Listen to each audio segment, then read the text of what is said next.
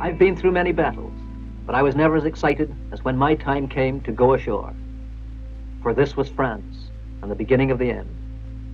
The rough, swirling tide carried our assault craft over the obstacles, and we jumped into more water than we expected, 6 feet of it. So I had to swim a yard or two with my pack and waterproof typewriter before I could wade to shore. Then the struggle across the soft sand. 5 minutes that will always be vivid in my mind. A few shells were falling on the beaches, a few mines still exploding. The whole beach covered with small craft. Men at work organizing the beaches already. Bulldozers widening the exits and laying the wire carpet. Ammunition and tanks and supplies and vehicles and guns coming ashore as far as the eye could see on that strange historic morning.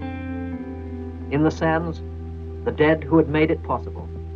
The first German prisoners sitting in slit trenches, some sullen, some smiling. The wounded Canadians.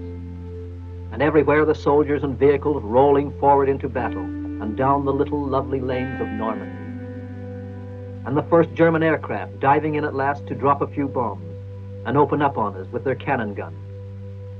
At first glance you'd have said, looking at that beach, what an unbelievable pandemonium. But there was no pandemonium. There was order and organization and skill as well as heroism. Everything planned to the most minute detail and working smoothly there on the beaches of France. And they had to work smoothly. This was only the beginning. The great battles were to come.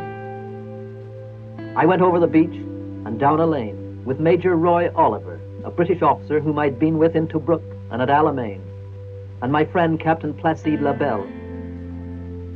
We spoke to the first civilian we saw. He was an Italian. Then I saw men, women, and children taking shelter behind a hedge.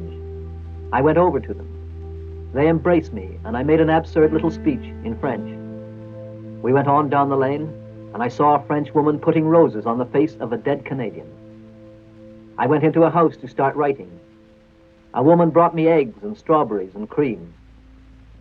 In a half days, I began to write. We had broken in. We were in France.